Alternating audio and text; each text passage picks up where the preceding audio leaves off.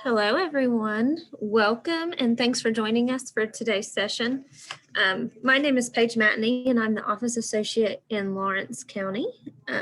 Today's session on digital content strategy will be presented by Danae Wolfe. Before we get started, can everyone type in the chat box one highlight from your weekend?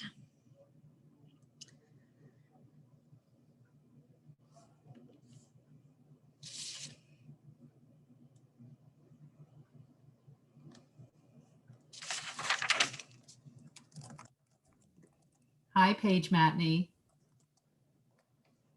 Hi, Julie. How are you? Good, how are you? Good, good to see you. Are you hosting this meeting today? I am. All right. I can't wait to see you in action. That's awesome. Here, hold on. Hey! All right, I'm gonna hide myself again. I'll talk to you later. See ya. Bye. Okay, let's take a minute and thank those who are on the planning committee for this conference. And like I said, this is digital content strategy with Danae Wolfe.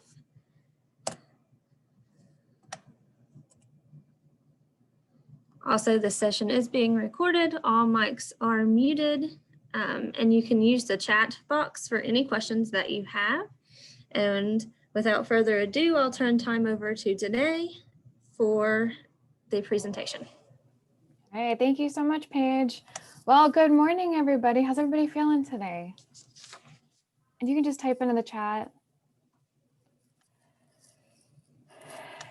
Yeah, it's going to be a good morning. So I am here to present, as Paige said, on digital content strategy. I'm going to be presenting some kind of high-level content strategy ideas, and then kind of opening it up for questions and conversation to talk a little bit about specifics around digital content strategy.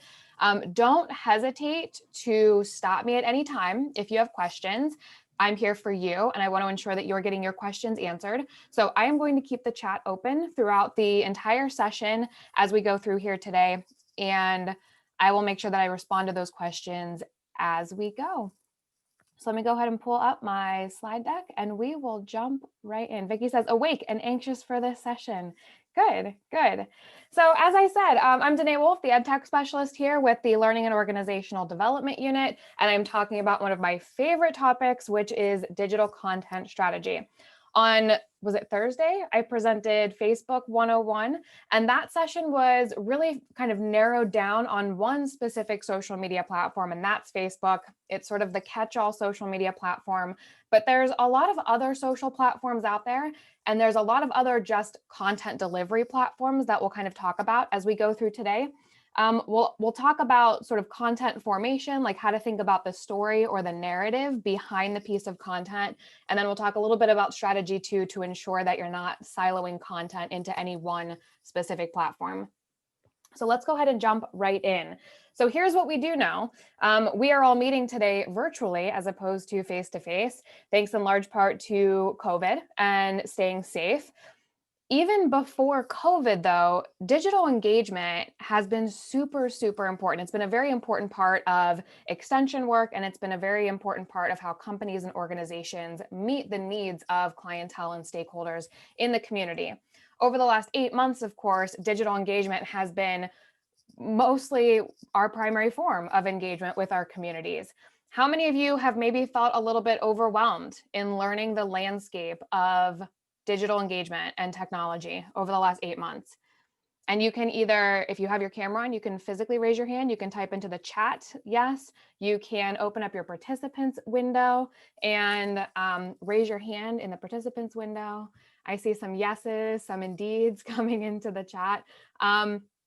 So I've been working in technology and digital engagement for the last 5 years in extension, and I have been overwhelmed in the last 8 months. So this is completely normal for those of you who might be feeling, oh my gosh, like, I don't know where to get started, or I'm not sure how to reach my audiences. totally normal. And hopefully you'll walk away from this morning session with just some additional ideas for how to put digital engagement into practice, maybe strengthen some of the things that you're already doing. But here's what we do know. Digital engagement is more important today than it ever has been. And that's not just because we've all been teleworking and doing virtual engagement for the last 8 months. It's because most people are spending time online, and a lot of people expect to be able to reach and engage with companies and organizations in an online format. So let's jump into some statistics, some of the things that we know about the online world and how Americans are using the internet. This is one of the most, I think, telling statistics that I'm going to share today, and that is that 81% of American adults, so this is people age 18 and over, rely mostly on their own research when gathering information to make a big decision in their life. So when we say they rely on their own research, what does that mean? It doesn't mean that they're going out and using inquiry-based practice in their community and like gathering new data and statistics. It means that they're probably going onto Google and typing in some keywords and then reading a ton of information. That's what we mean by doing their own research. So research in this context, a little bit different than how we would talk about that in the world of academia. So they're doing their own research, and they're doing that in large part through internet searches. Only 43% of Americans are relying on family and friends, and only 31% rely on professional experts. That's extension. Extension, we are professional experts in our content areas. Only 31% of people would rely on people like us when making an informed decision. So instead, they're going on Google, they're going on the internet, and they're doing their own searches. If extension isn't being populated in those search results, then they may never find our content. They may never use our content to make that informed decision, whether it's financial, whether it's health and wellness, whether it's about, how to increase profitability on their farm, whatever it might be. This is why it is so important that Extension has a very robust and strategic online presence so that we are showing up in those search results for people. Now, some other statistics, some of the other things that we know about online use of Americans. 37% of Americans are using mostly a smartphone to access the internet. What that means is that anything that we produce and put out there in the world online needs to be accessible on a mobile device. So if websites are clunky, if even like things like social media, they're accessing information and content on a mobile device. So that kind of helps frame the way that we might shape content and the way that we might deliver content to an audience. So just keep some of these things in mind as we go. We also know that social media use across nearly every generation continues to grow and grow. Now you'll notice Gen Z is not on this slide because it's not quite populated in a lot of the statistics yet. Gen Z also ranges from, I don't even know what the young end of that age range is, but probably high school at least at the youngest, maybe even middle school, but into like their early 20s, mid 20s. And Gen Z is now fully in the workforce, and they are what we would consider digital natives, the first generation to really grow up with technology. Like, sure, I had technology growing up, but it wasn't a fundamental part of my life until really my college years. And most millennials would probably agree with that. So let's take a look at social media use. Millennials, no surprise here, 86% of us millennials use some form of social media. Gen X is pretty high at 76%. Our boomers, almost 60% of boomers use some form of social media. That's huge. And even our silent generation, who now mostly is out of the workforce, almost 30% are using social media. And chances are with some of these older generations, it's going to be Facebook that they're using. So 72% of all American adults 18 and over are using some form of social media. And if we divide this out by some of our more popular platforms, what we'll see is YouTube has the stronghold. What are we at? 73% of people use YouTube. Now, why don't you raise your hand if you have ever used YouTube? Not saying that you have to be a content creator to use it, but that you have consumed a content, you've watched videos on YouTube. I see some hands raising, I see some thumbs up, I see some yeses coming into the chat. Yes. And Kay also says you have 2 in your home that have no social media accounts. That's becoming rarer and rarer for people to say, I don't have a social media account. Debbie, guilty pleasure. I love YouTube.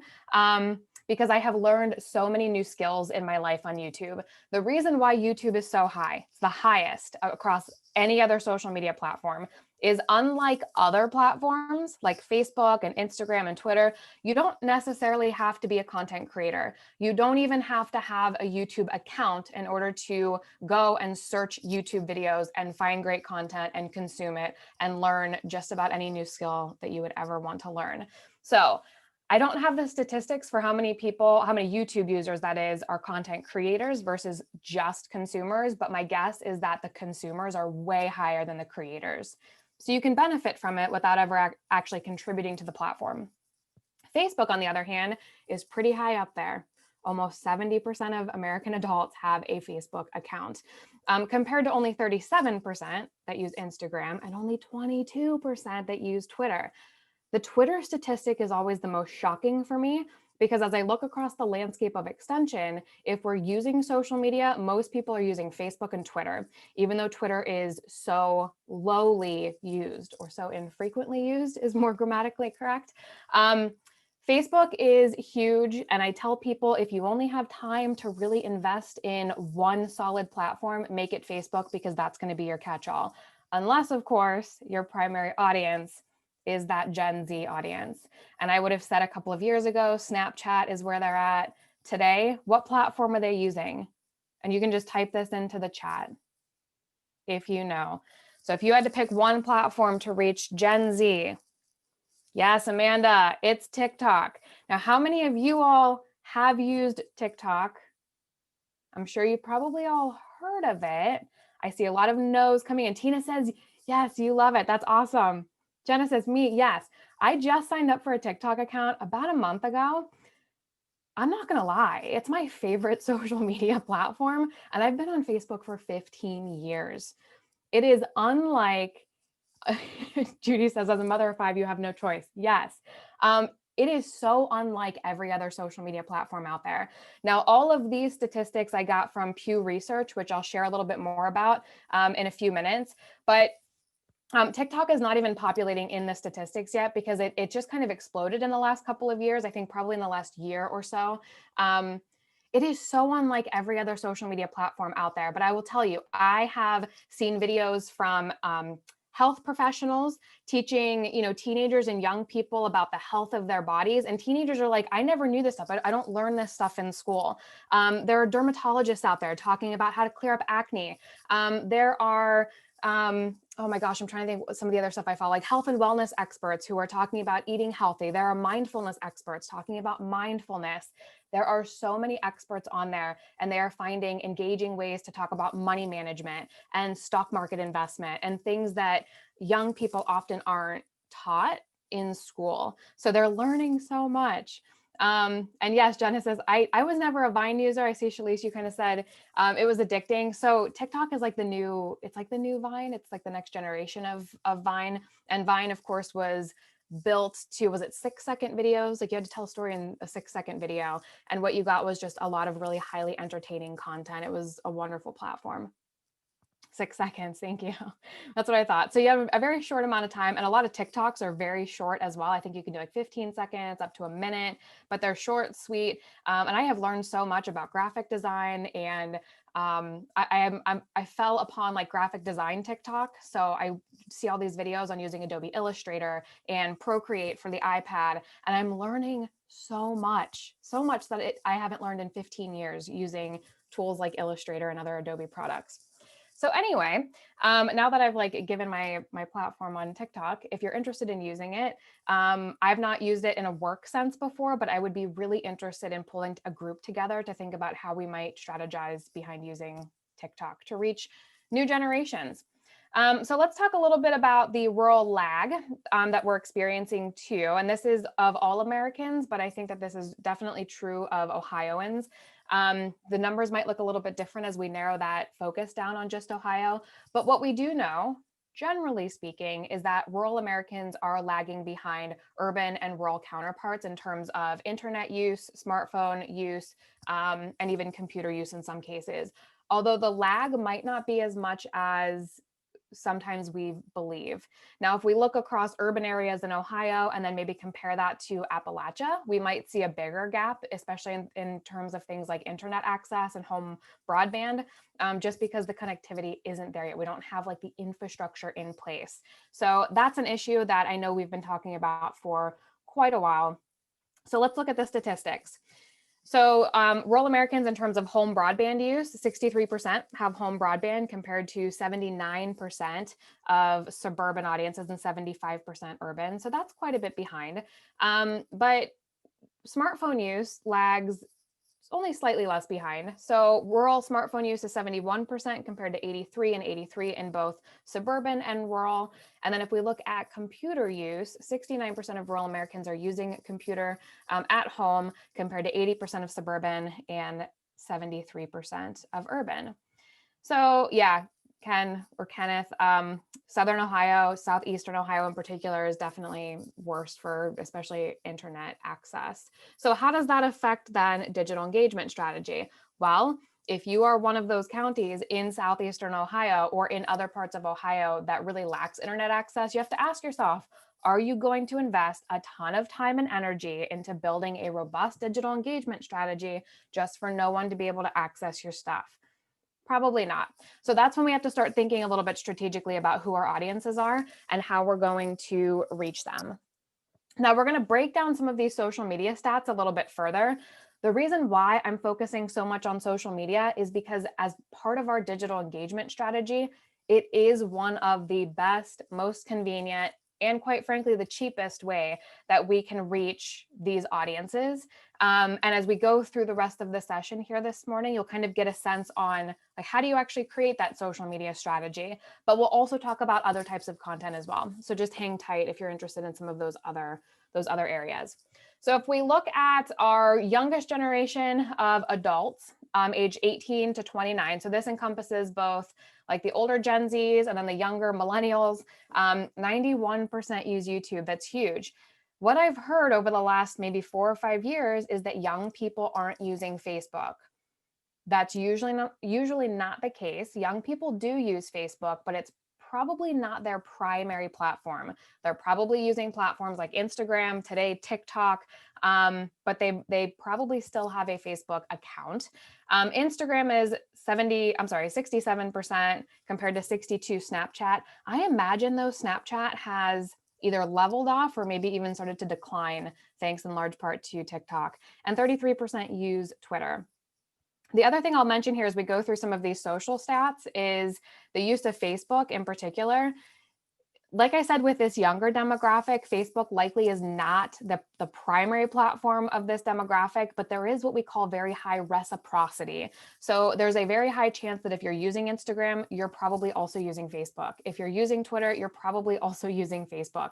The reciprocity rate is somewhere in the like mid 90 percentile. So like 90% of people are using Facebook if they're using another social media platform.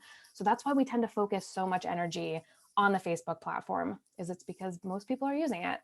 Now let's jump up a notch. So age 30 to 49, 87% use YouTube, 79 on Facebook compared to only 47 on Instagram. And this is where we start to see a fall off in things like Snapchat and Twitter at 25 and 26%.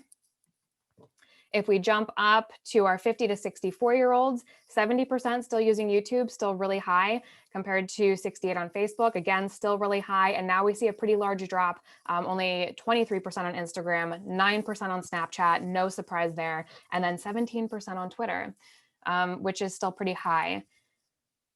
And then we look at our 65 plus, and this is where we start to see a flip flop between YouTube and Facebook. So almost 50% of our 65 plus are using Facebook, 38% on YouTube, and then a huge drop, Instagram, Snapchat, only 8% and 9%, but then Twitter jumps. We see 26% using Twitter. So things to think about. Again, these demographics, these statistics are not specific to Ohio. They are specific to all Americans across the nation. So just things to consider. And again, these are sort of reiterated stats across specific social platforms, 69% using Facebook, 25, that is LinkedIn, Instagram 37, Twitter 22. And I'll tell you where you can find all of this stuff too, if you want to be able to bounce back to it and look at it in the future. Pinterest is at 28%. Type into the chat, what's Pinterest really great for? For those of you who use Pinterest, I don't use Pinterest pretty consistently. Crafts, yes, recipe crafts, health and wellness, home remodeling, ideas, yes, it's like the design platform, and it's beautiful. I love Pinterest. I remember Pinterest got me through really late night, like midnight feedings when each of my sons was born. So I'd be up with them all night, and I would just be scrolling through Pinterest, like looking and salivating over like brownie recipes and different crafts and creativity. Faye, use it for event planning ideas for legislative luncheons. That's awesome. Yeah, it's really great for inspiration. I always find that if I need a spark of inspiration, Pinterest is my go-to platform to use. But depending on what your county offices are working on in terms of programming, Pinterest could be a really great platform for you to start building as well, particularly among like 4-Hers, especially if you're doing anything with like homeschool projects. Like you could have a whole presence on Pinterest about ideas there. Snapchat, that's the ghost. 24% of American adults use Snapchat, YouTube at 73%, and then WhatsApp, 20%. And that's a messaging app, which we're not going to talk too much about. All of these statistics and so many more are available at pewresearch.org. If you just log into pewresearch.org and go to this nice tab at the top that says Internet and Tech, you can access tons of information, tons of data. I usually like to go under the fact sheets tab here. And usually once a year, they publish like a social media fact sheet. The most recent one that I have found is from last June. So June of 2019 is where all of these stats came from. And I'm hoping in 2020 or 2021, they start to add in platforms like TikTok, because I think we'll start to see a pretty large shift in social media use. And that's really important to keep in mind, because we do need to be aware of these shifting trends in where audiences are spending time online, because we want to be present in those spaces as well. The other thing I really like about that social media fact sheet that you can find here is they break it down even further by like rural, urban, and then also race, ethnicity, and I'm trying to think of some of the other stats that they break down. But you can kind of look through and say, if I'm trying to reach like this very specific audience, education level was the other one. If I'm trying to reach this very specific audience, where might I find information on the use? So that's all about Pew Research. What questions do you have about that landscape of social media use, where to find more information? Because we're going to dive into more like strategy now as we go forth. But I'm opening the chat back up. And if you have questions, let me ask you this. Was there anything surprising that you just learned in the last 15, 20 minutes about social media use across American adults? And are there any platforms that maybe I didn't mention that you're using or you're curious about that you're wondering, hey, would this be a good platform to use for our content strategy here in my county? Older people on Twitter, yeah, Michelle, that was surprising to me too. Haley, you said the same thing. Yeah, it is very surprising. I just wonder what that trend looks like across the last few years in particular. I kind of feel like Twitter has become this stronghold of like political conversations. So I wonder how that has affected that older demographics use of why POTUS uses it. Yeah, that's kind of what I was getting at. I wonder if that's maybe created that shift in usage across Twitter. TikTok, always saw it as my 15-year-old's toy. Yes, TikTok has been so powerful. And if you're using it well and using it right, like you can really, I think, build a strong audience on TikTok. But it's just so different. Like you're not just going to be posting like, here's a flyer for an upcoming program that you can register for. Like you really have to follow the trends on TikTok. Some of the trends are just really silly, and I'll just say it, super unprofessional. So I'm looking forward to the day of seeing like my extension colleagues like engaging in some of the TikTok like dance trends and stuff and just making a fool out of ourselves, but doing so in the name of engagement and reaching new audiences. The thing I love about the use of TikTok is Gen Z, I think as a whole, and this might be too big of a stereotype, they don't take themselves as seriously. So they don't mind like having conversations that might we might not have in public before. They're talking about their bodies. They're talking about financial management, which I think is often seen as like a taboo topic. We can't talk about our finances, but they're breaking down these topics and they're sharing stuff with the world about what works for them. And they're sharing stuff about mental health in ways that I think we've never seen shared before so publicly.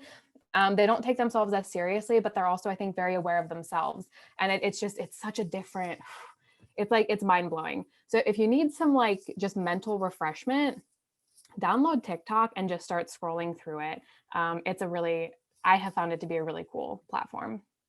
So now let's get into content strategy a little bit and storytelling and how to kind of craft your narrative. And this comes down to crafting your overall kind of brand identity in the online space, making sure that you can find your voice, but also making sure that you are developing content that has purpose. So don't just start using Facebook because Danae said that a lot of people are using it and that's what we should do. Validate that that's actually needed in your community. Validate that that's where your audience is spending time. And the way that we do this, so some of you have probably heard the LOD unit, our Learning and Org Development unit, presenting on this LIFE framework. So we've been working for the last year or more on this kind of new reconceptualized framework for program design in Extension. This same kind of framework can be used for developing out like individual pieces of content. So it's called the LIFE framework. It stands for Learn, Interpret, Frame, and Engage. The engage is the last piece of that.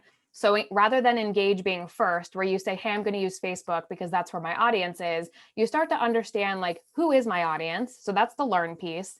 And you would ask yourself, who are my audiences? What do they care about? Then we get into the interpret. We start to really uncover, why do my audiences care about this specific topic? I like to call that the interpretive theme. And an interpretive theme is the emotional connection or the intellectual connection that connects an audience to a particular topic. So pick a topic, could be financial management among the Gen Z population. Well, what connects Gen Z to that issue of financial management or finances? Maybe they have fear about their future.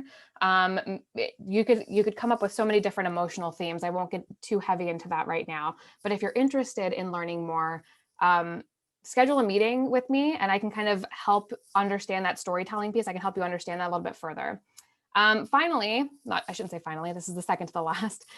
Finally, in the pre-work part, before we get to the engage, is how will we frame our message to help connect this audience to our cause, to our topic? And that's, the frame piece here. And then we start to look at, where is this audience spending time in an online space? So how can we best reach them? If we know we're trying to reach Gen Z, do we think Facebook is going to be the best platform? Probably not. What if we're trying to reach the parents of Gen Z? Then yes, Facebook probably is going to be a really good platform for you to use. But we don't want to get stuck saying, well, we're going to do a webinar series before we really understand the who. Who is our audience, and does a webinar series even make sense for this audience? So this is the sort of the Learn framework. It's very simplified here, but like I said, I would be happy to dig a little bit further into that for those who might be interested in learning more. The other thing that we've been teaching to some of our newer folks through our onboarding sessions that we've done over the last, really the last year now. When we think about program development and extension, typically when we use the term program, we're talking about that big umbrella, the umbrella that consists of multiple events, multiple pieces of content, could be fact sheets, could be events like webinars or face-to-face events, pre and post COVID. It could be social media campaigns or social media accounts, all of those sort of things that float out there around a particular topic. All of those can together create our program. This is what we call the path of engagement, or sort of like a journey of engagement. And it's really how we develop specific, I like to call them touch points. And you can think of a touch point as literally anything that we do in Extension. A touch point could be our website, could be a social media post, could be a webinar, could be somebody did a random Google search and happened upon some piece of content that came out of Ohio State University Extension. These are all different touch points. And each one of those touch points should have some specific reason for existing, I think is the simplest way to say it. So some touch points might be to create awareness about a particular issue. Some touch points might provide a little bit of exploratory information. So this helps to answer like, where can I learn more about this? This helps to also create a change in awareness for something. And I'm not going to spend a ton of time on this. So don't, if your head is spinning right now, hopefully this will make sense by the time we wrap this whole conversation up. Some of those touch points or pieces of content will help people understand what can they do differently. So on that topic of financial management, let's say somebody happens to find a fact sheet on managing their finances or creating a budget or paying off debt. There's probably going to be some specific action items listed in that piece of content that says, do this, and hopefully this will be your result. That would be sort of this initiation. It's initiating a behavioral change. Some touch points might be providing continued support for people. So now that I've changed my finances, let's say 6 months down the line, I start to regress back into some like bad habits around financial management. Where can I go to get support? Where can I go to get that positive reinforcement? So that's where the support comes in. And that could be in the form of like an e-newsletter. So I sign up to your e-newsletter and now you're pushing me really great tips and tricks for sustaining that positive behavioral change. It could be like a texting campaign. It could be a Facebook group. It could just be, I followed your page on Facebook and you're continually feeding me really great tips and tricks for sustaining that behavioral change. And then finally, how are we providing opportunities for people to advocate on our behalf? Was it Faye? Somebody mentioned the legislative luncheon earlier. Legislative luncheons are a really great opportunity for people to advocate on behalf of Extension as a whole. That's great. That would be an advocacy piece. The Master Gardener Volunteer Program is an advocacy piece. We're training a whole group of Master Gardener volunteers to go out and provide really great science-based horticultural information in the community. Our 4-H volunteers are advocacy, but people can also just find a post on Facebook and share it to their audiences. And that's a form of advocacy too. Now people are advocating for that topic just by sharing it with their audiences. So as you start to think about your digital content strategy, let's say you're posting something like a promotional flyer on your Facebook page that you manage. What is that doing? Where does that promotional flyer fall in this journey of engagement or path of engagement? There's a good chance that that's probably an awareness piece. You're probably helping create awareness that, hey, this topic of financial management, we'll just stick with that one, is important. And then there's probably going to be a call to action. If you want to learn more, click this link to register for the event. And that event, that maybe webinar that you're hosting, becomes the exploration piece for people to explore the topic a little bit further. That piece may also serve as the initiation piece, offering certain behavioral changes for behavioral, offering certain pieces of advice to initiate that behavioral change is what I'm trying to say. So every piece of content that you design, every piece of content that you deliver to an audience should have a particular purpose. And this is a really good kind of outline of what those different purposes might be. Now it's up to you all to kind of strategize. And as support staff, you're probably going to be doing this in conjunction with the educators and other people in your county. You might be sitting in on like a team meeting because a lot of you are managing your county website. You're managing social media accounts. You might be managing a newsletter. You might be helping to host or moderate like webinars or other online events. So you can help contribute to that conversation in a really powerful way. You can start to provide some of those links between, oh, we have this fact sheet over here.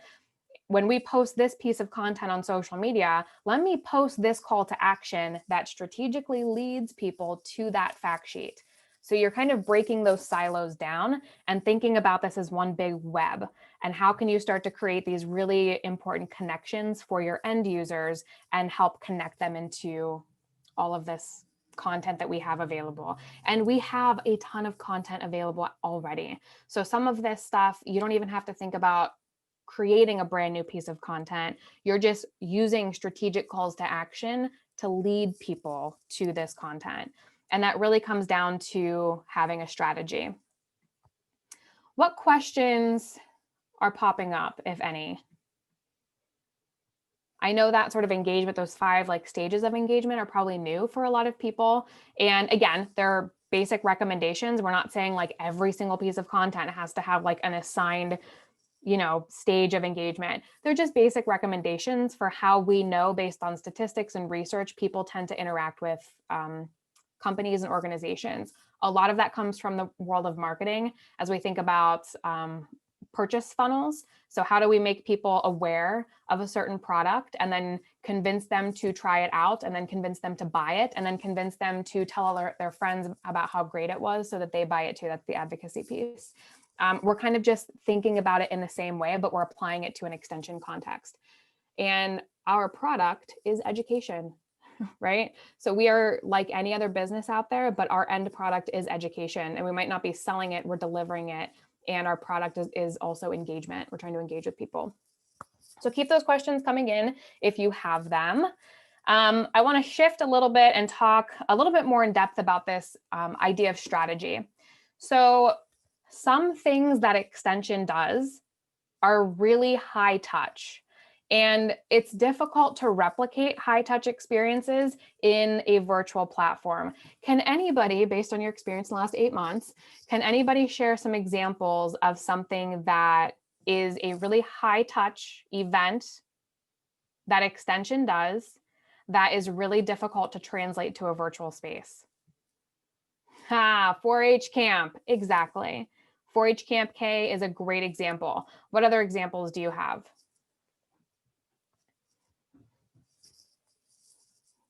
I'll just give you a minute. In-school STEM clubs, yes. Fair, I was waiting for fair, Sherry.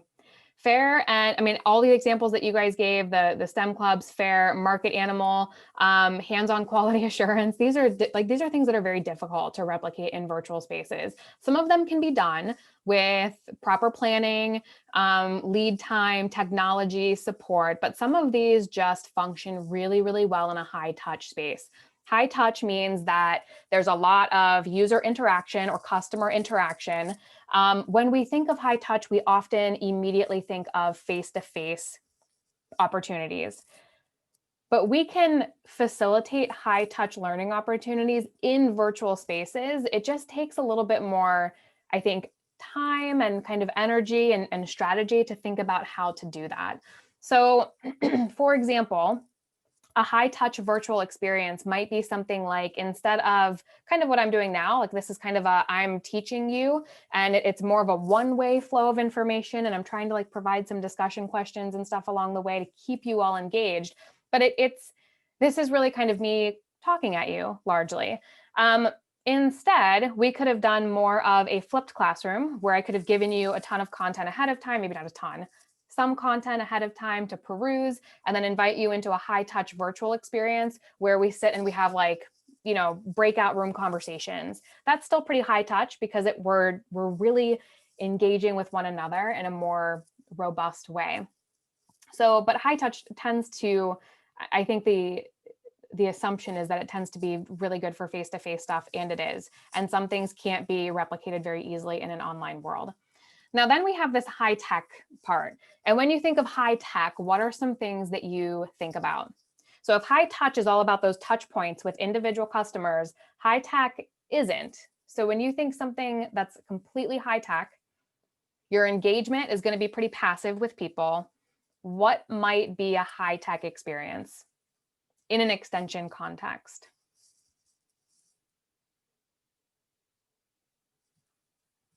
And I'll just give you a minute to type those in. Watching a training video. Yes, exactly.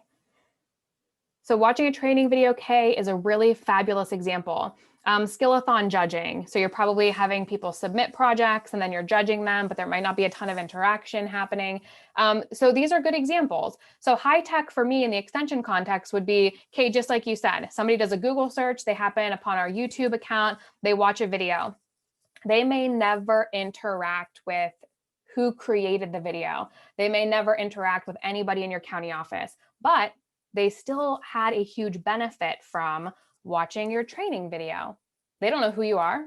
They don't know maybe who created the video, but it doesn't matter because they still got what they needed. It's very passive engagement, but it's still very meaningful for that person because they got the information that they needed. That's high tech. It could be videos. It could be somebody happened upon your county website to find information, but there was not a really strong touch point with an individual person, but there was a touch point with your content. Now, this is the sweet spot. This is what I like to call the hybrid approach. So we have high touch, high tech. Hybrid is the opportunity where we are, again, strategically leading people to all of these various touch points that we have. Some of them might be really high touch. Some of them might be really high tech. Some of them might be a complete blend, but we want to provide opportunities for people to engage with us in the ways that they want, when it's convenient for them, instead of forcing everybody down the same narrow pathway.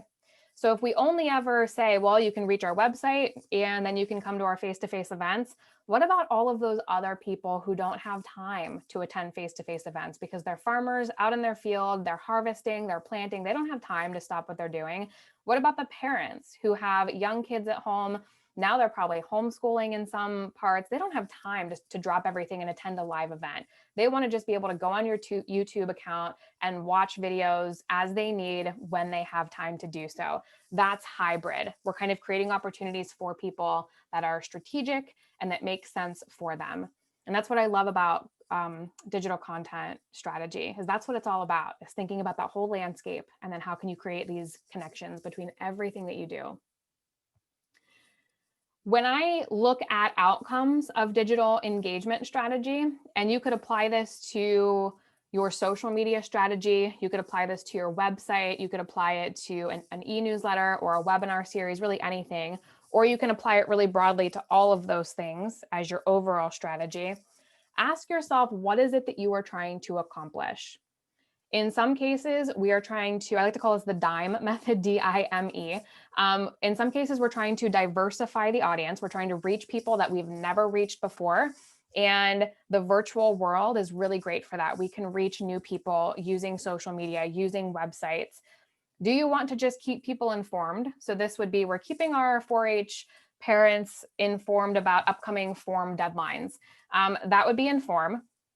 Do you want to market? So we are marketing an event. We are distributing promotional flyers or promotional materials. We're telling people how to register for a program. That's the market piece.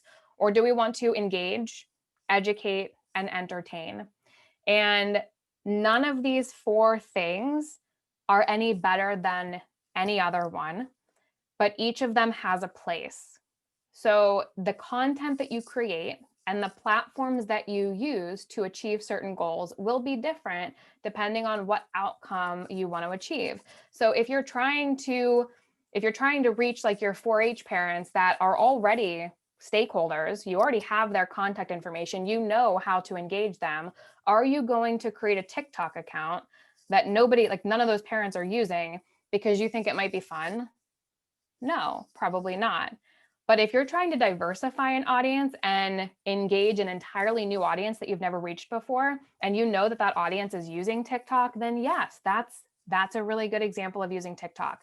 And I'll tell you why this is important. A number of years ago, I was teaching a session similar to this. The topic was digital engagement strategy or digital content strategy. And somebody said that their supervisor, this was here in Ohio, their supervisor told them they should get a Twitter account. But most people in their community that they were trying to reach weren't using Twitter. So it was a twofold question. How can I start my Twitter account and have people follow us? But then also, how can I teach people how to use Twitter so that they can use that as a platform to engage with us? And my response was, if your audience isn't using Twitter, like the audience that you're trying to reach isn't using Twitter, don't use Twitter to reach them. Figure out what platforms they are using and go there instead. We want to go where our audiences are. We don't want to force our audiences down a pathway to engaging with us that they're not already using, because that's too much, especially this day and age when we just have so much on our plates all the time. So let's talk a little bit about the effort that you might be putting into your engagement strategy, the effort that you might be putting into any particular piece of content. I love graphic design, and sometimes I fall down this rabbit hole of spending entirely way too much time designing a piece of content that honestly will have really low impact. Like the effort that I'm putting in, I will never return. There's no ROI for that, right? There's no return on investment for the time that I'm putting in. Videos take a long time. infographics can take a long time to design. So you really have to think about like how much effort are you going to be putting into the design of any particular piece of content. So here's an effort matrix that, again, it's just one more tool to think about how much effort are we going to put into this. On the x-axis, we have the immediacy of the content or the topic.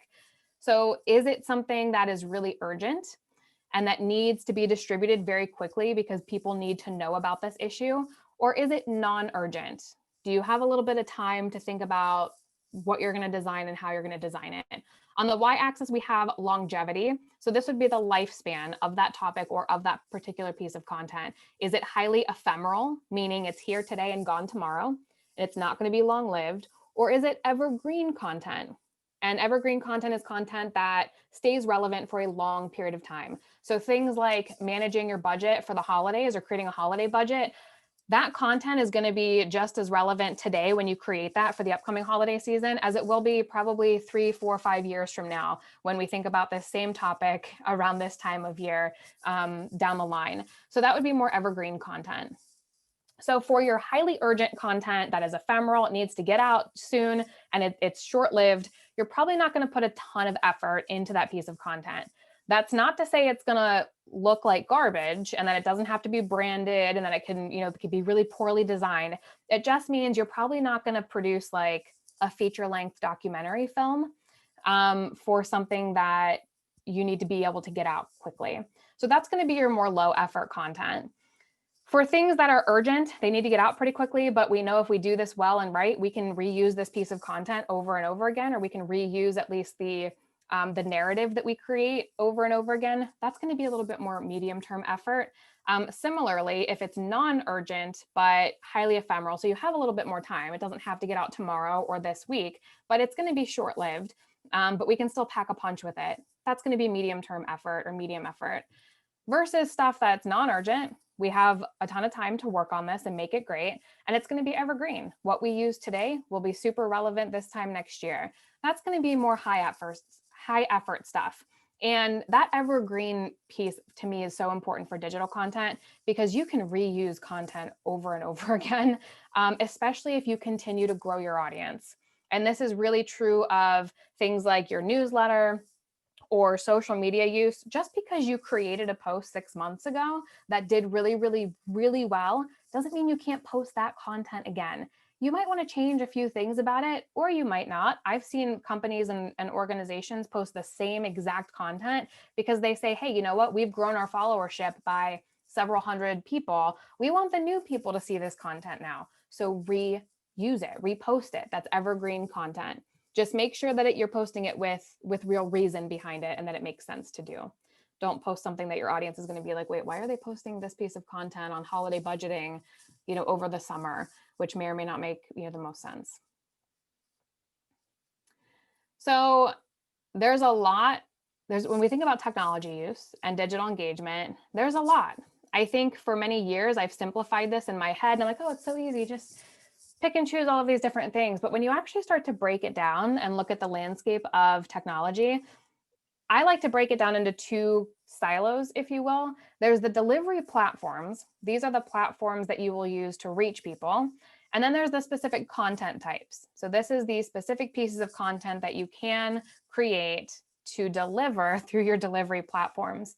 So the top three here, the county website, social media, and e-newsletter, those tend to be, I used to call it like the three-prong approach to digital engagement. Everyone should be using their county website as a content hub for great content. They should be using social media that makes sense for your audiences and your community. And you should have an e-newsletter. How many of you have an e-newsletter? I wanted to stop here and talk about e-newsletters for a minute. How many of you are using some sort of e-newsletter? Vicky raised her hand. I'm seeing some chats come in. Kimberly. And what platforms, Deborah, your A&R educator, what platforms are you using for your e-newsletter? There's a lot out there. So Marilyn, you said not yet. U.OSU. So that's sort of like using, SurveyMonkey, 4-H online only, MailChimp, 4-H online for the 4-H, MailChimp. So for a long time, I was teaching people how to use MailChimp. And As of January of this year, OCIO took MailChimp off of the approved registry of tools that we are allowed to use.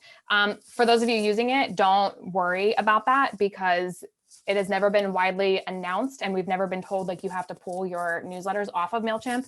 So until that happens, I would say continue to use it. Constant Contact is an approved platform. And then I'm going to go ahead and type these into the chat so you have them in case you want to check them out. Constant Contact.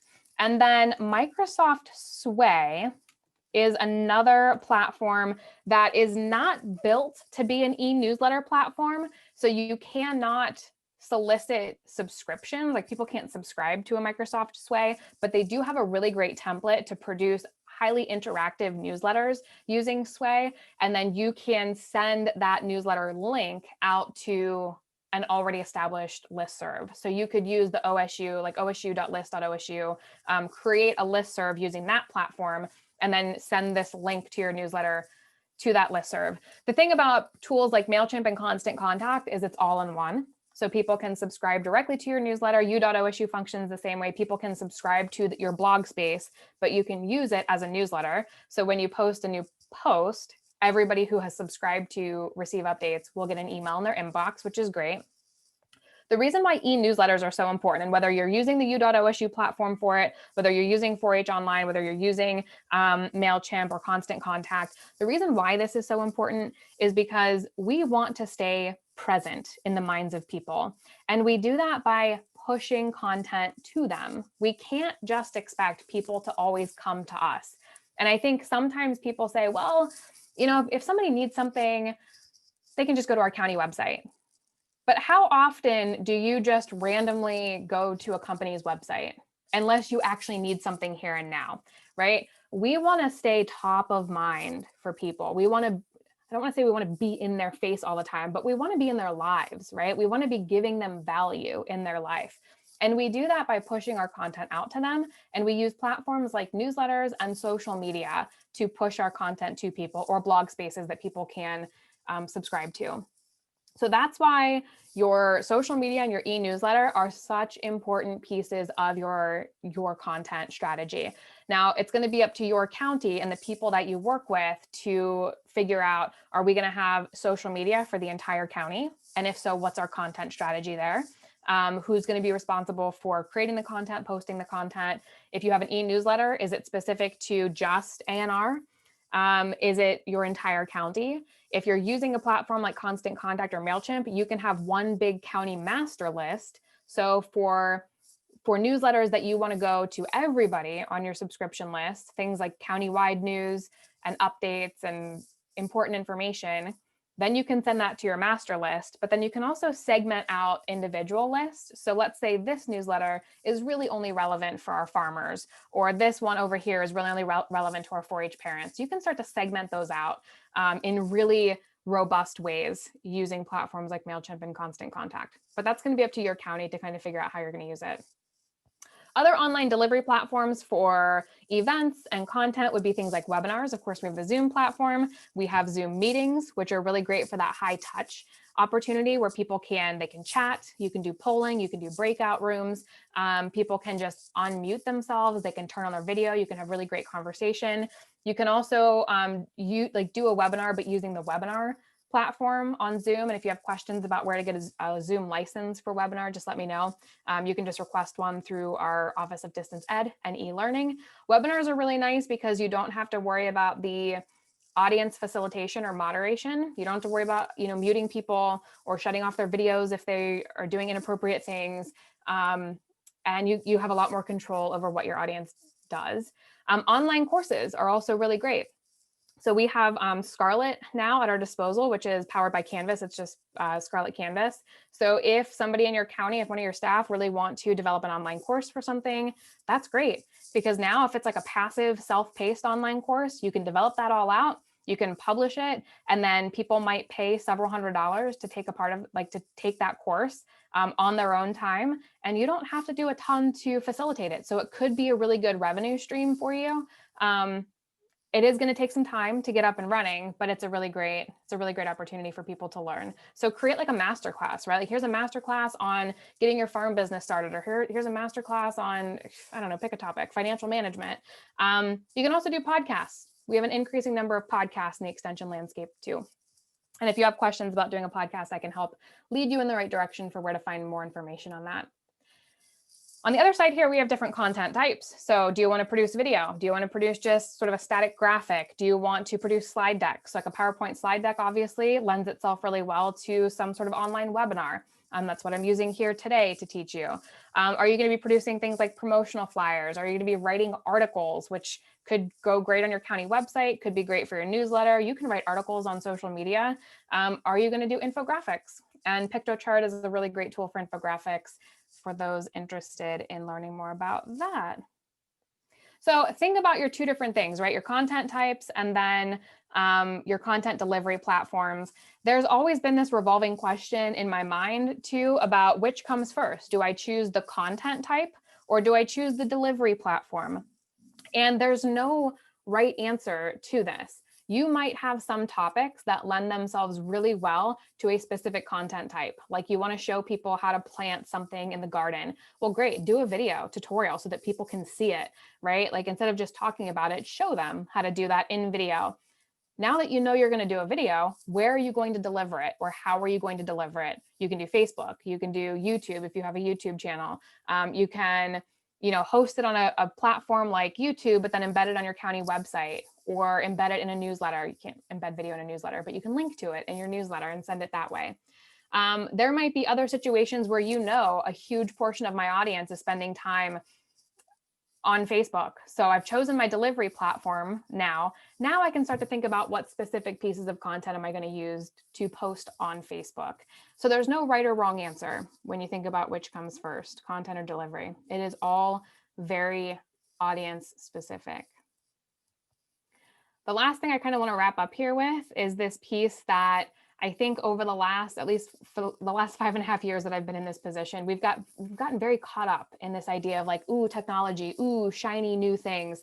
And sometimes we find that people are just like jumping from one new tool to the next, just for the sake of innovation, just for the sake of novelty. And I want to encourage you to think about that. Our use of technology isn't about just the use of technology. Technology can really help facilitate engagement. So technology should always enhance the learning experience. It should enhance how people engage with us. We can use technology to really educate audiences. But if you ever get to a point where you feel like technology is providing confusion, or it's just cluttering your life or the lives of your learners and community members, or if it's just overcomplicating something, then stop using it. It's as simple as that. Now there are certain things we can't just stop using, like our county websites, right? Those are a core part of our online identity. But if you're like, I'm using this social media platform, I have this group, or I have this video series, or I have this online course and it's too much work and I'm not getting any engagement from it, then ask yourself, do I really need to continue doing it? Or can I stop, take a breath, and think more strategically and maybe reassess what you're doing? And that's okay. It's okay to give something up that didn't work well. That's not a failure, that's a learning opportunity. So think about it in that way. I will wrap up with just these final resources to share. These are some of my favorite stock images and video resources. I use RawPixel on an almost daily basis. You can sign up for a free account, and then they also have upgraded accounts that get you access to a lot more photos. Unsplash is a really, really fantastic one for stock images. Pixabay has sort of been the standard for a long time, and then StockSnap.io is great. These resources, most of them are, I'm going to type this into the chat too, Creative Commons 0 or CC0 licensed stock footage and video, meaning you can download it, you can edit it, you can use it personally and commercially. You do not have to provide attribution. Sometimes they say, hey, it's nice if you provide attribution, but you do not have to. Graphic design tools for developing great content for your social platforms. Canva has been a really fantastic graphic design tool. PictoChart is wonderful for infographics if you're interested in more like data visualization stuff. And then Adobe Spark is the platform that we have as part of our Adobe license with the university. There is Adobe Spark post, video, and page, Spark page, which allows you to develop a landing page, kind of like a website. But I see people using Adobe Spark Post a lot and Adobe Spark Video for creating just short, sweet videos for social media. Tammy, you said you use Poster My Wall for graphic design. That's a one that I haven't heard of. Poster My Wall. So I'll have to look at that one. I'm learning about all kinds. I told you I fell upon the graphic design TikTok because the algorithms work really well. And the second I start engaging with different graphic design videos, TikTok has just been like feeding me more and more of the same stuff. And I'm here for it. I love it so much. So I have like an ongoing list of tools that I want to try and test out. Just be aware that we do have, I don't have the link off the top of my head, but we do have an OCIO third-party, I'm going to type this as I talk, third-party cloud assessment registry. I'm going to type this into the chat. Anytime I need to find that registry, I literally just Google that, OCIO third-party cloud assessment registry. It is a registry of tools and technologies that the university has gone through the security assessment for and deemed that these tools are safe for us to use. They don't present a security risk. I'm mentioning that because we are not, by university policy, we are not allowed to just use whatever we want to use. We do have to be using tools that have gone through proper assessments to ensure that they're safe, to ensure that they are accessible. And then there's also a social media policy that I did not mention earlier. We are not allowed to just create social media accounts. So if you don't have a certain social media account and you are interested in getting one, there is a policy, there is an application that you do have to fill out and submit to be approved for that social media use. So if you have questions, don't hesitate to reach out and I can share more with you. With that, what questions do you all have for me as we wrap up here the last few minutes? I know it's lunchtime, so you're probably all hungry. Kim, you and I feel like we've talked about this, the Canva Enterprise. Not to my knowledge, I am still hopeful that maybe one day in the future, Canva now does offer an enterprise account option, which we could, in theory, like they offer like single sign-on login and like brand assets. So we like, it's like my dream. It's my dream for that to happen. But to my knowledge, I think we're the only ones who have talked about it. So I don't see it probably happening anytime soon, but my fingers are crossed and they will remain crossed because that would be like mind blowing. It would be so nice if we had Canva Enterprise. We just pull all of our brand assets, pull the templates directly in Canva. Like I've been dreaming about that for like 3 years now. So I will also type in my email address here if you want to email me anything. Wolfe.540, Wolfe with an E. Don't hesitate to reach out as you have questions. Happy conference, happy lunch, go take a break for a little while. And thank you for the opportunity to present today. Thanks, Paige, for your moderation. Thank you, Danae. And thanks to everyone else for joining today. Don't forget that there has been a recipe swap that is added at 12:15. And other than that, we will see you at the next session. Thanks. Thanks, everyone.